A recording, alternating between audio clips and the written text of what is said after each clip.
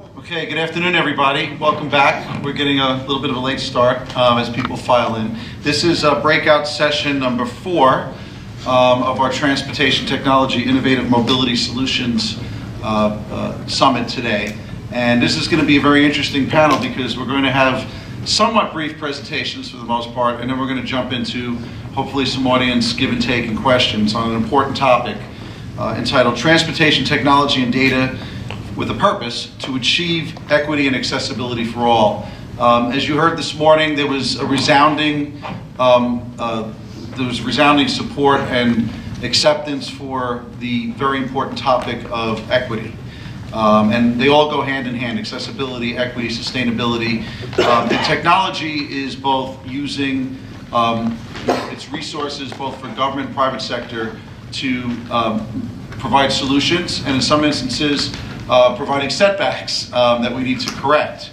And this topic session is going to focus on data and how we look at data to assess what's wrong and what's right and how we fix it. We're going to look at some of the transportation network company issues, and we're going to discuss new innovative solutions that some of our panelists have to solve accessibility issues. So it's going to be a working panel that will talk about all different facets of the issue. We're going to start with a more high-level landscaping of what's going on or what's happened over the last few years to either make the problems worse or getting them a little bit better. And then we're going to talk and hear from the TLC, who's going to share some of the latest in data, and then we're going to work on 2 other solutions. I'm going to introduce the speakers as we go, and they'll come up. We'll save our Q&A for the end, if possible. But if you have a question that's burning, I'm sure we'll be able to answer it during the midst of the discussion within the discretion of the speakers. But what we like to do is have everybody go up on the stage after they're done with their presentations. Then we'll field questions from the audience, and we'll have an interactive discussion. So our first speaker is going to set context. Her name is Maureen Coates, and we met her, and you may remember her from the eco-mobility session that we did. She's rejoined the private sector, has a long, distinguished career, so far in government. And she's going to talk about a report that I authored with her and others called the Expanding TNC Equity Gap. For those of you who don't know what TNCs are, they're called transportation network companies. And that would include companies such as Uber and Lyft, those who are looking to self-regulate and deregulate the market. This report, which Maureen's going to talk about, is one in which she actively participated as a primary peer reviewer. This report was published by the UTRC, I believe at the end of the summer, and it's going to be republished in a book by New York University Law School, as well as Cornell Industrial School of Labor Relations. And it includes economists, lawyers, of course, transportation sustainability experts, human and civil rights experts, labor experts. Sam Eistreicher, who is a distinguished professor over at NYU Law School, was one of the peer reviewers, or the editors. The peer reviewers included Pat Gatling, who's the longest serving former New York City Human Rights Commissioner and also former Deputy Secretary for Civil Rights for Governor Cuomo. It also included Jonathan Peters, who some of you may know, an economist over in Staten Island with the UTRC. And also, of course, last but not least, Maureen Coates, who is a principal in Coates and Duncan. She does quantification-based sustainability profiling and consulting, and is very fond of using the term, I think it's human and capital assets. And she reminds me all the time that this is much more than sustainability is just not about the environment. It's about all these other issues. And she has a long and distinguished career of not just working in the Senate as counsel to the Senate Energy and Natural Resources Committee, but also having served as a presidential appointee and senior executive in the U.S. Air Force, where she was in charge of sustainability issues for the entire Air Force, and left government not too long ago, I think also to run for office. I would have voted for you for sure if I was in your district. The timing was poor timing because that individual is now in prison and you would have been a shoo-in. But anyway, without further ado, my friend Maureen, welcome. Let's give her a big round of applause.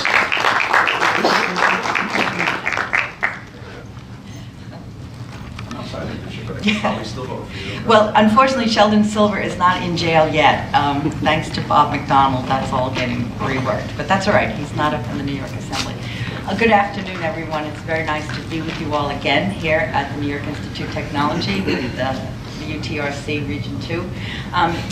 Yes, I am going to maybe deliver a little bit of a cautionary tale. I love to be in these atmospheres where there's all this talk of data and information going around. We don't always get to the point where we say knowledge, because the actionable part of it is when the data and the information are turned into knowledge, and you don't want to act before you've done that, as a matter of course.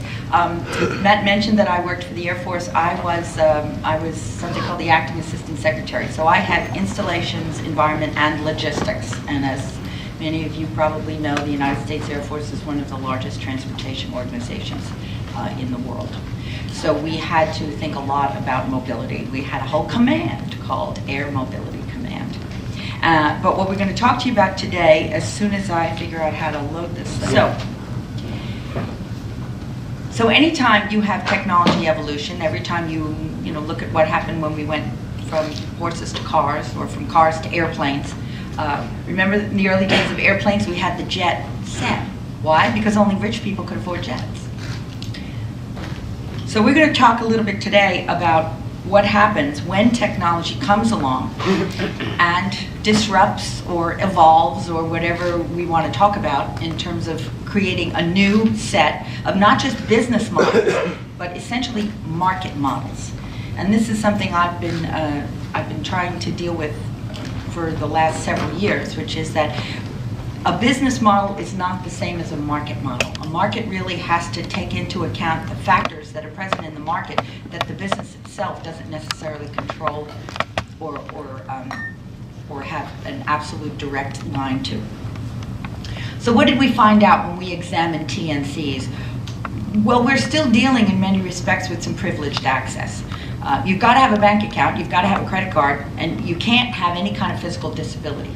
You've got to fit the profile to use a TNC. And we know how much we like profiling these days. So we're going to talk about a couple of things as we go forward. Where did this equity gap emerge? Now, I like the point that was made that a lot of things are wrapped up in equity. I don't fully subscribe to the fact that sustainability is wrapped up in equity, because there are actually quantified capacity factors associated with air, land, water, trained human capital, physical infrastructure capacities, and financial capacities that are all part and parcel to sustainability, and that may or may not be part of equity determinations. So I think we have a little bit of blood supply here. Some of this is O, some of it's B, some of it's AB, some of it's positive, some of it's negative, and it doesn't all transfuse into each other, but it's all important to know about. So when we examined what was going on with TNCs and this idea of technology advancing transportation systems, we discovered that disabled passengers were underserved. There's really a lot of data sequestration going on, data hiding, data compartmentalization.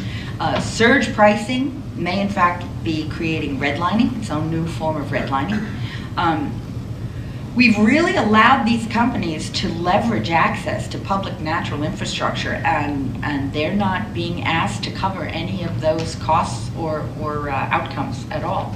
So if you're a taxi, you have to buy a medallion, which gives you the right to use the road and the land the road is on, and the air shed above the road to take the outfall from your taxi. But if you're an Uber driver, you don't have to arrange any of that access, and you're not controlled at all. So we have to think about what it means to force one segment of the economy to essentially pay or operate in a controlled natural capital arena, and another segment of the economy doesn't.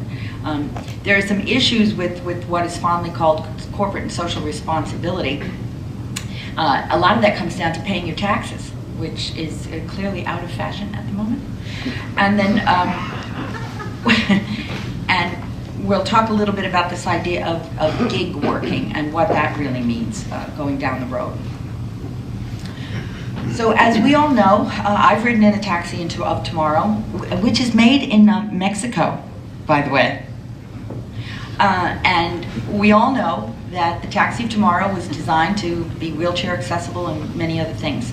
And Uber and Lyft and none of the TNC companies have got any of those kinds of requirements for their physical infrastructure to match up with the customer and market model that's emerging.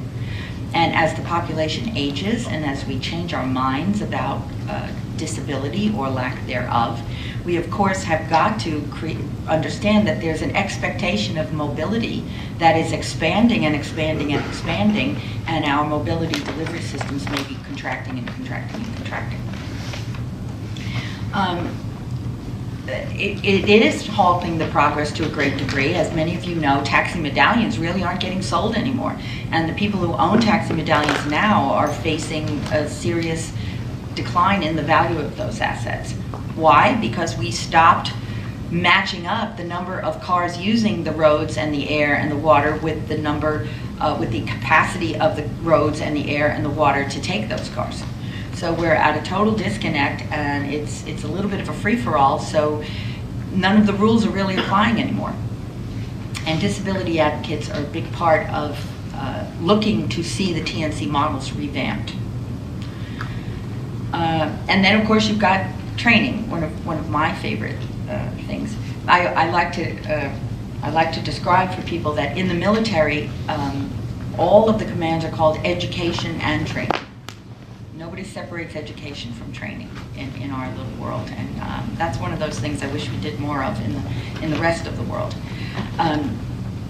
The drivers are not set up to be trained in almost anything, as far as I can tell, and so we do not have, even if the car could take a passenger, we're not sure that you could safely get the passenger in and out because you need the help of a driver most of the time. Surge pricing, we all know what surge pricing is, that once there seems to be a discernible market, and much of Uber, by the way, mimics the financial engineering systems that were developed for us to be able to buy and sell stock in a matter of seconds, so that people who could see an uptick that was quite small but prevalent could instantaneously take advantage of that uptick in the up or down direction. Well, in a way, surge pricing is not unlike that. It allows Uber to keep a record of where there's an uptick in people who want to buy mobility services, and then they can increase the price because of it. They're almost working their own little mobility stock market in a way. But that pricing model can affect all of the people who are trying to buy those services. Anybody try to get an Uber after the New York Marathon? Friends of mine were here, and they had finished running, and they were, walking out of Central Park with their crippled daughter, and the Uber was $85. So we're talking about rural effects, we're talking about banked and unbanked people, we're talking about smartphone access, no smartphone access, and we're really talking about size of wallet. So we're creating this model that instead of flattening out the supply-demand curves, right? All the things we pay subsidies to get rid of, boom bust cycles, like in agriculture and all of those things. Now here we are, happily watching someone enable boom bust cycles that they can take advantage of. So really what you wind up with is major transportation disadvantage. And we may say that's okay for certain kinds of customers. We may think that some taxi services will survive. They'll still operate inside their small niche markets. I was going out to New Jersey the other day, and I don't own a car, so of course I was getting off a New Jersey Transit train, and I was able to call a taxi service that was going to pick me up and take me where I was going. So there are still models out there, but you can really start to see that people who rely on cab services or other kinds of car services who are slowly getting pushed out and into these Ubers are going to find that they're subject to these practices, and there's not a whole lot they can do about them. And this is still some more statistics that demonstrate what we were talking about. And apologies about the slide. Another big piece of going to data and information as the basis for mobility models without necessarily taking that data information and turning it into knowledge and then curating that knowledge so that we are managing the system, it really plays out in natural capital capacity, because we've only got so much air shed in a New York City or a Boston or a Philadelphia to take the outfall from fossil cars. You know, that's a capped capacity. And so we've got to distribute that capacity in some kind of optimized fashion so that we're getting the most out of whatever levels of air shed we can take. You know, so many tons of NOx, so many tons of particulate matter, so many tons of carbon dioxide or carbon monoxide or lead or hazardous air pollutants of various stripes. So you put another 160,000 drivers, and let's just say only a quarter of them are on the road at any given time. That's 40,000 more vehicles using the air, land, and water outside the scope of what we normally manage in terms of these load factors. You know, the taxi fleets are managed. The taxi fleets are counted inside the state implementation plans. The taxi fleets are known when we do environmental impact analysis. But the Uber drivers live outside of that. They have managed to stay outside the realm of the managed data, managed information, and managed knowledge.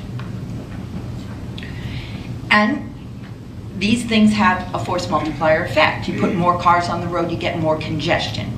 For those of you who were in one of the presentations I was in at the other building earlier today, when you get more congestion, you actually get higher outputs of NOx and SOx and carbon monoxide and things like that. Because a car that's sitting and idling is going to make more air emissions per trip than the car who got to go straight there direct without having to sort of stop or be stuck in traffic.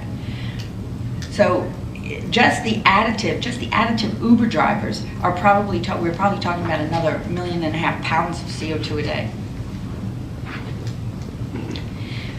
And you know, it's also interesting to me, but the surge pricing, again, comes back because now if everybody knows the pricing is going to go up and therefore the value proposition for a driver is going to go up, they all head in at once and you get surge pricing and you get higher congestion and then you get more air emissions and the air emissions get deposed into the water. So everybody who wants oystering to come back in New York Harbor is going to have to wait until our transportation modalities don't quite put so much stuff in the air that winds up in eutrophication in the water. And by the way, the land is kind of a set amount, so we can't make the roads any bigger, at least not here. You know, maybe the Washington Beltway can add a couple more lanes, but we don't have the land capacity to make the roads any wider. A quick story about natural capital capacity as not just being a function of equity. I was talking to the Port Authority of New York and New Jersey about a week ago, and I mentioned that I was impressed by the major natural infrastructure project they had going on to raise the Bayonne Bridge. Right? That's an engineering project. I said, well, actually, no, it's not, because your bridge sits in the airspace that the Panamax ships now use. So you've got to get the bridge out of that air so that the ships can have it. And the reason you have to build that bridge, redo that bridge now, is because you weren't managing your airspace as a function of your operational capability. And if you did measure, you know, the quantum volumes of air that you either need because you physically need the space to move your transportation mechanisms through, or as well as needing the air to accept the outfall and residual materials created by those operational assets, you'd probably be in better shape. As a matter of fact, you might be the greenest port on the East Coast, and then you could go for market share. How about that? One of the biggest issues we've got to deal with now, too, is that when you can come up with a data information knowledge management system driven by technology, and you are able to divorce yourself in spirit as well as law from the actual operations that that technology is now supporting, enabling, creating, whatever verb you would like to pick. You have a lot of opportunity for mischief. You've got a lot. Because now Uber considers itself just, it's like a stock market. It's its own little private mobility stock market. It just trades in car trips made known. That's all it does. So they don't pay any of the local taxes. They don't pay the sales taxes. They don't pay the income taxes. They don't pay into the Social Security system. They don't pay for insurance. They don't pay any of the things that would normally come out of corporate profits to sustain either the human capital involved in the operations, the natural capital involved in the operations, the physical capital involved in the operations. They're not paying the depreciation on the cars. They're not paying for the upkeep on these people's cars. They have devolved all of the system operation costs down to the so-called gig workers, and they simply skim the processes. They just take fees. So it's somewhere between a broker, dealer, and a dispatcher, and all these other things. But because they have been able to divorce themselves from the on the ground, in the air, on the water operations, they have been able to divorce themselves from most of the recycled investing and recapitalizing that is required for that system, and they burden shifted that to the drivers and to the communities in which these drivers operate. So this is scary, but like I say, it may be less scary since last Tuesday, maybe what we're in for, because this is smart. Uber's in the Netherlands and Bermuda. They have technology companies. They have this, they have that. You know, there's something about having a headquarters in San Francisco. You know, Apple's now getting slammed by the government of Ireland for tax paying and all these other things. So all this offshore sheltering and all of this offshore coagulation of money, that means that, once again, there's no recapitalization of the system. There's no taxes being paid, there's no fees being paid, there's nothing coming back into the maintenance of all the other capital components, like natural, like human, like physical, and even the financial viability of the city of New York, or the taxi and limousine service, or whoever you might want to pick. None of that is being fed by the Uber system itself. The TNCs and the data managers have become entities unto themselves, and they are able to isolate themselves from all the other components of the enterprise systems, either their own enterprise systems or the enterprise systems in which they are operating. What's being shared? Well, you know, when renting came along, we had a sharing economy in a way. I mean, I rent an apartment, so that's part of the sharing economy. I share the lobby, I share the hall, I share, you know, there's sharing of access, and there's actually sharing of the asset. When I was little, I lived on a small street in Jamaica, Queens, of all places, and there were 7 houses. They were all attached houses, and all of the fathers in the houses got together and bought a ladder, because there was no point in everybody owning their own ladder. So whenever somebody needed to work on their roof, there was one extension ladder in somebody's garage, and you just went around and found it. And the system was, it took one day to find the ladder because you had to go have coffee or a beer in everybody's kitchen, and then the next day you fixed the roof. But that was a shared economy. That was a shared economy. 1 ladder, 7 houses. These are not necessarily shared economies. These are differently enabled access economies. You're accessing a service. You know, I don't own part of that Uber car. I don't even lease part of that Uber car. I simply pay for a service that Uber car is providing. So we have to rethink this idea that sharing economies are A, all great, and B, that's really what's going on when we are in fact simply changing the access to services or access to products, and winding up with systems that we can't sustain. And it's going to cost us sooner or later. Some of the worst cost may be you have to walk 20 blocks after the marathon because you can't find a taxi and you're not going to pay $85 for an Uber.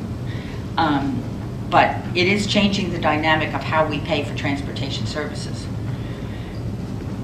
And frankly, they're also affecting the way we pay for all the other transportation services. I've said last time I was here, and I'll say it again, an autonomously driven electric car already exists in New York. We call it the subway. And this idea that we're rebalancing how we want to feel about the delivery of mobility services under what kind of conditions is something we're not keeping in mind. We tend to get a little dazzled by the technology, and we don't always look at the system in which it's operating. So you're going to get more slash fares, you're going to get more surge pricing, you're going to get more complaints. The system's got to work itself out a little bit. But it pays to think through all of the people who are affected by whether these data-driven, technology-driven systems in transportation are really getting us where we need to go. So transportation regulators, of course, disability advocates are going to have a big role. In a way, I feel like a lot of us, we should get out of the way and let the disabled people have the road. We can walk on the sidewalk or go down in the subway or get up on the bus. I mean, to me, that we should be thinking of these priorities and hierarchies in a different way. Academic and research groups, I encourage anybody involved in research to get past technology fascination and start thinking about system implementation. Planning, related agencies, we're going to have to plan for all of this because we're continuing to load up the one portion of the system that's already overloaded, and we're not diffusing capability back down through the rest. So thank you very much.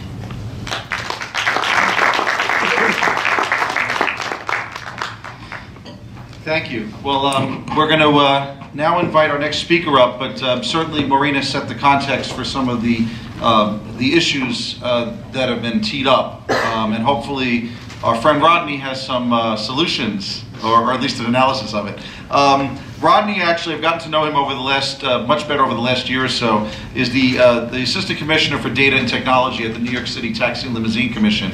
And he came to us came to my former employer as a data analyst at New York City Planning Department, where he is now in the throes of not just TPEP data, but I think probably the first ever Uber data that a government has ever seen. And he's been modeling and analyzing it as it comes in. And I think New York City's TLC and really Rodney and his team are so progressive. There's nobody doing what they've done in just a very short period of time. And they're making policy decisions, fortunately, based upon fact, not fiction, which for many years we were making them based upon a he said, she said thing, with surveys being done which weren't necessarily accurate. Now there's actual data, and to his credit and the city's credit, and Commissioner Joshi and also the Mayor's Office of Data Analytics, there's now an open platform where you can obtain this data, which was once very difficult to download and get onto a server and on a flash drive, and now it's very easily accessible and includes pickup and drop-offs of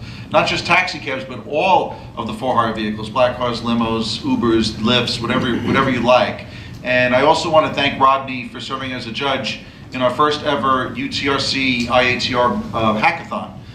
We had, and Marta alluded to it this morning, and we're going to have the results of that hackathon soon. But the hackathon was basically an international challenge, including cities, universities, government regulators, private industry, from all over the world, from as far as NYIT's Abu Dhabi campus and the regulators in the United Arab Emirates. It included UC Berkeley, Purdue University, as well as NYIT and UTRC's City College folks. We also had regulators who gave us data, not just from New York City's TLC, but also from the City of Chicago, the City of Philadelphia, the District of Columbia, and also the San Francisco MTA. So these universities and regulators have put together the first ever data commons, which we now share with the UTRC and various universities, where we're tapping into it for students and academics. So if any of you are interested, just let me know. We'll get you on the mailing list, and we'll share the data. The data is an open platform. It's available for everybody, for researchers and students, and they're already using it. And the hackathon results are going to be announced very, very soon. So I want to thank Rodney also for serving as a judge. And without further ado, Assistant Commissioner Rodney Stiles. Let's give him a big round of applause.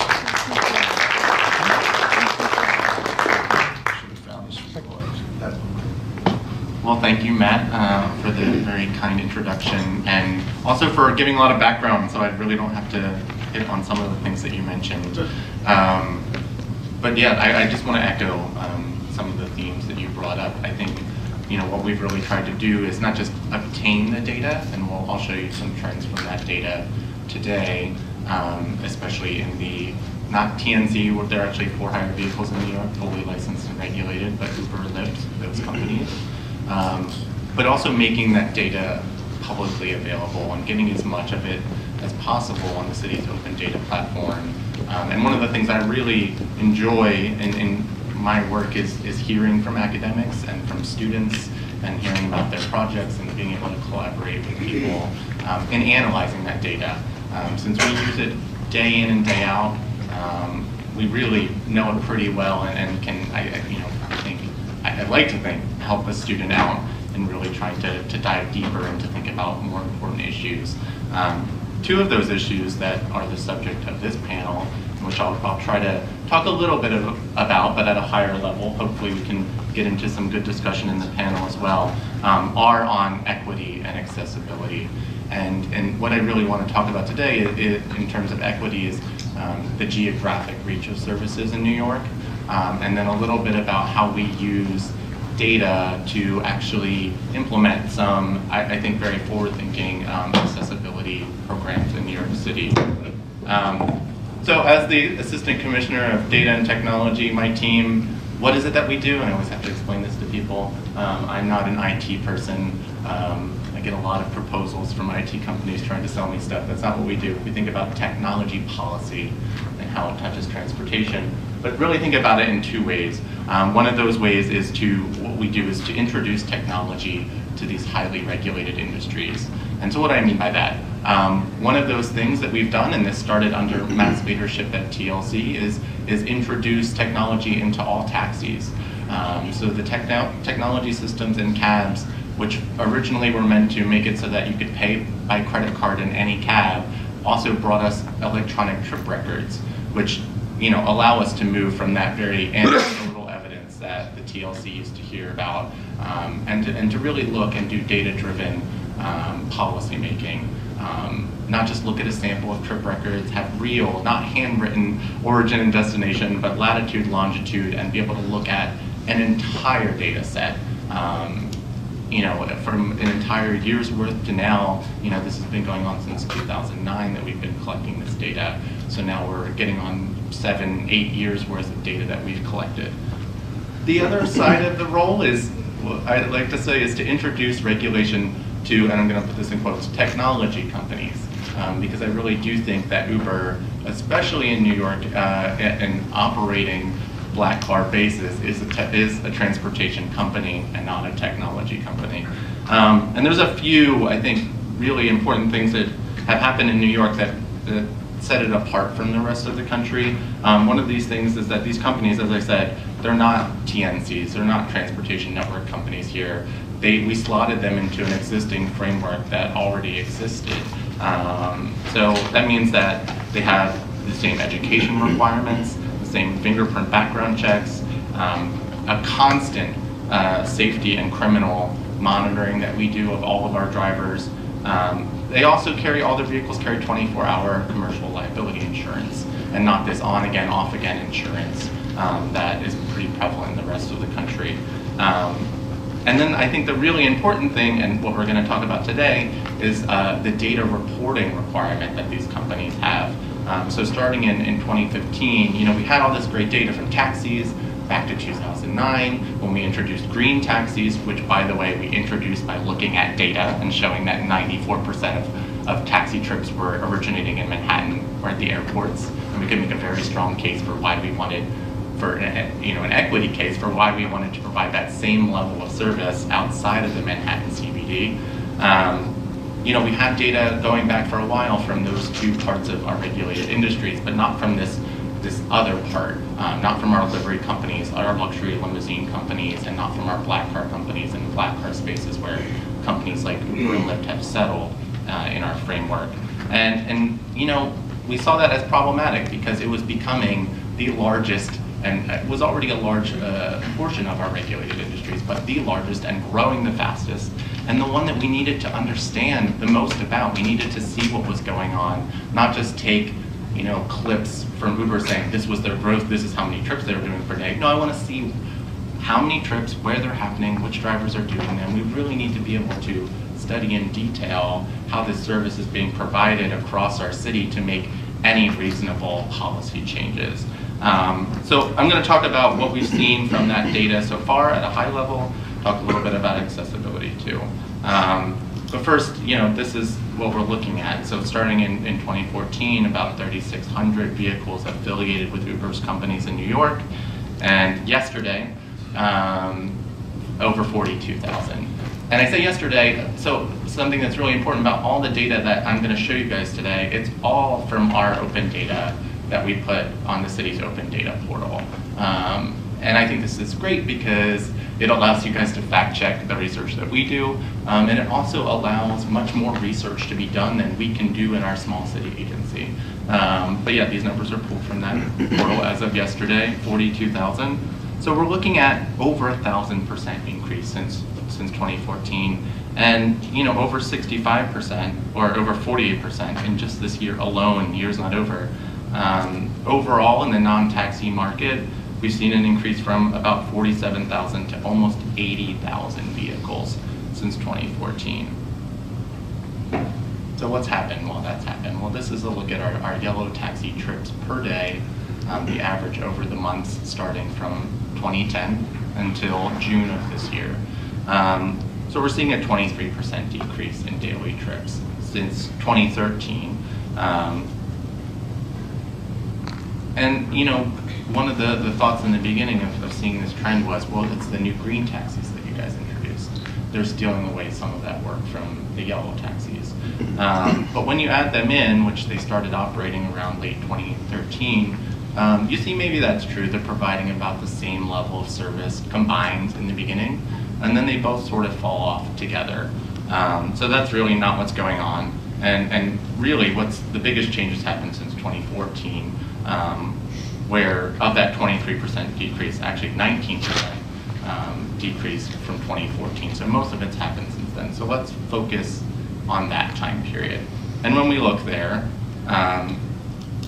obviously the first thing is, well, what's going on with Uber? And at first, maybe not so much, but much more recently, you can definitely see that really large increase in trips that are being provided by Uber. As of June, so we have more recent data which we'll publish soon, but sorry to give you guys some stale data here, but as of June, 178,000 daily trips being provided on Uber's platform. Today, we're seeing days that are over 200,000 trips. Compare this with taxis where they're in the low 300,000 trips per day these days. And the trips are, they've really doubled year over year in every month of this year. So just incredible growth that we're seeing.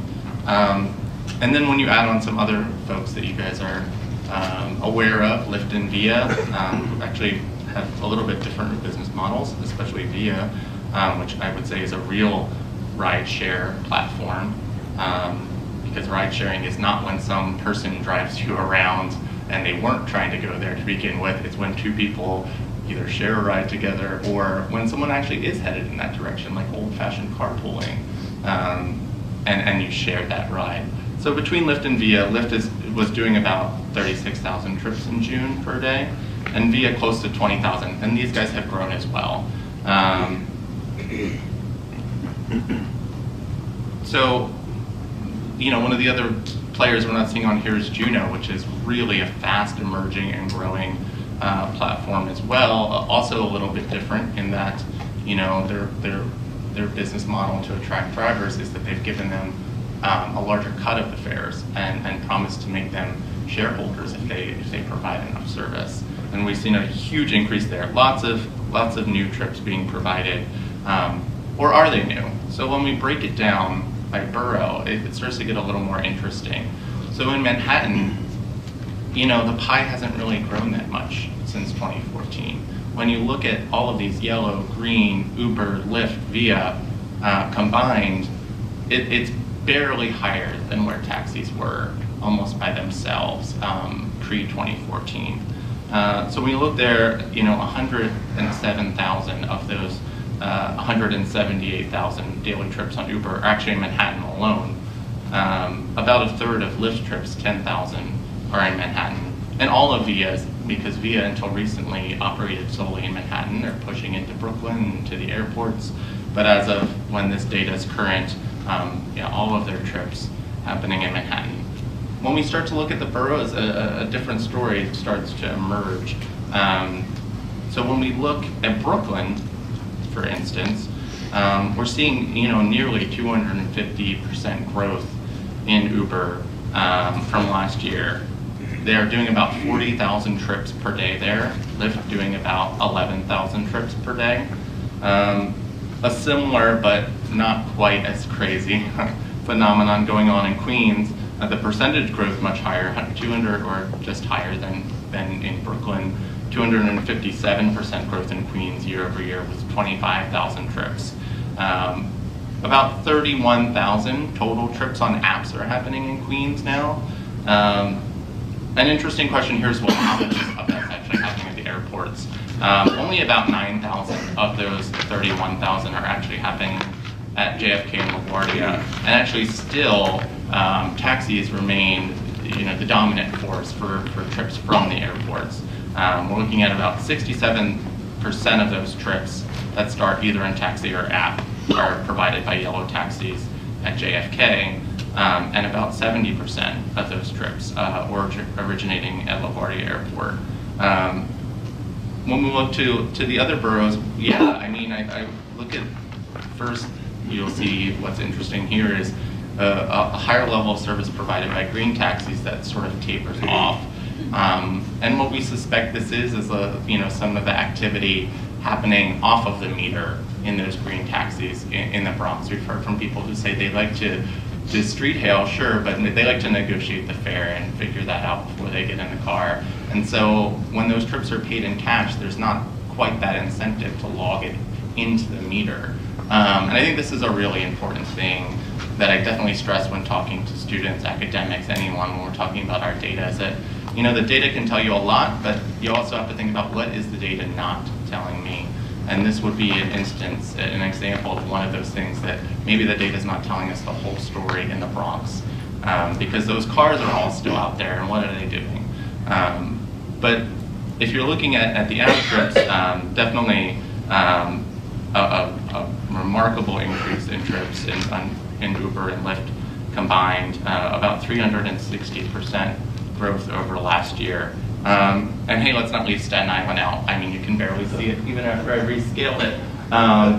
But basically zero taxi activity has happened on Staten Island, and that continues today. We'll see what happens in the days to come. So, a small amount of trips, about 750 trips per day in Staten Island.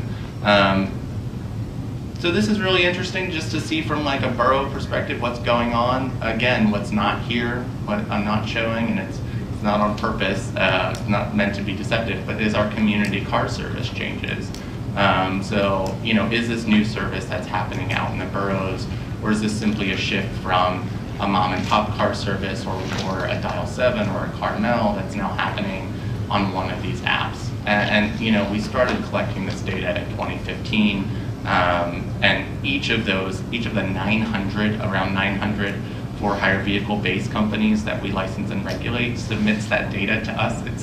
They collect the data and they submit it to us monthly. So, it's been an uphill battle first to get that data, to ensure the integrity of that data, and then we can really start to look in and see some of those deeper trends. And I promise you that's stuff that we're looking into now.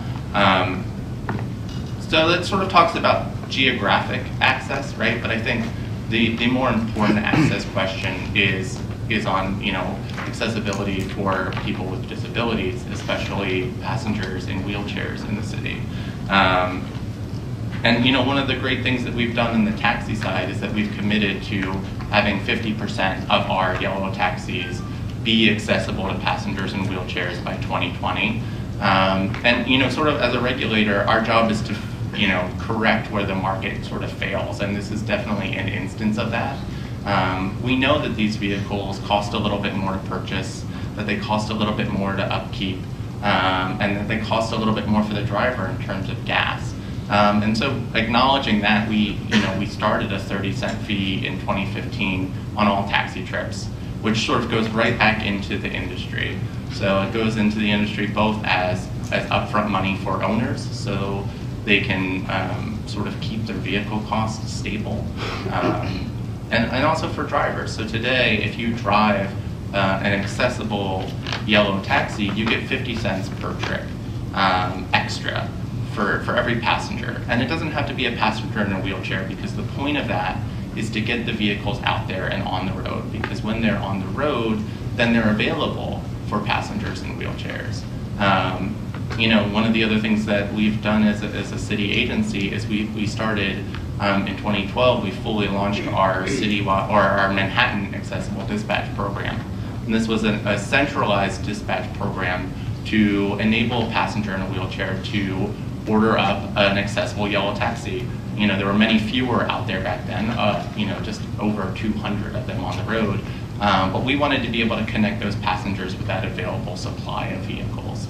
And as the supply has gone up, we're seeing the wait times go down. So that's great. That's what we want to see as a city. That's a metric we can measure because we have the data. So, in terms of the data, we both use it to measure things like wait time.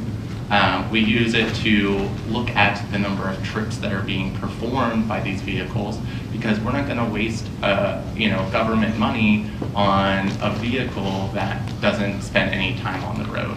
So we're both auditing to make sure these vehicles are on the road. We're using those trip records to find those drivers that are providing trips, and we're paying them per trip. So we're not just using the data to look at the trends. We also use the data to implement our policies and to audit our policies. So I think what the obvious question here is, Uber, Lyft, these companies are pushing out into the boroughs. That's great. People in the boroughs need accessible service too. So what do they have to do? And that's something we're definitely giving tons of thought to. And sort of where we are right now in our thinking is to not set a percent of vehicles on the road, because those number of vehicles will continue to grow, and we might have too much supply, too little. And really, it comes back to the same issue, the same reason why we have that 50-cent fee or the 50-cent subsidy for drivers who are on the road, is we want those vehicles on the road. We don't want vehicles purchased and just sitting around.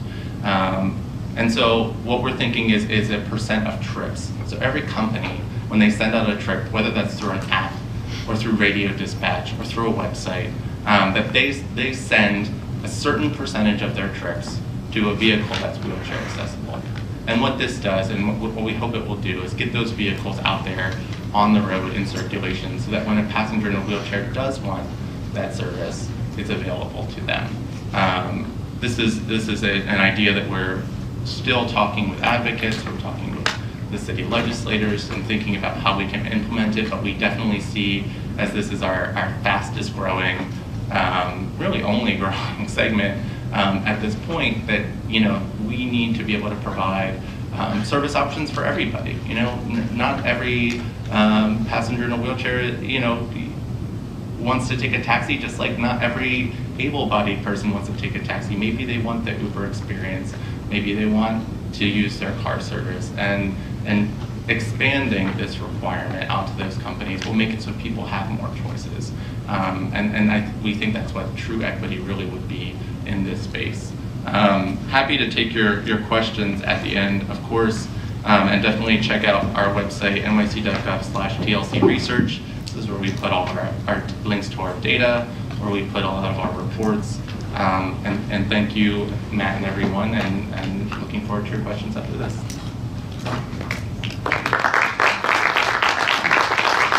Thank you, Rodney.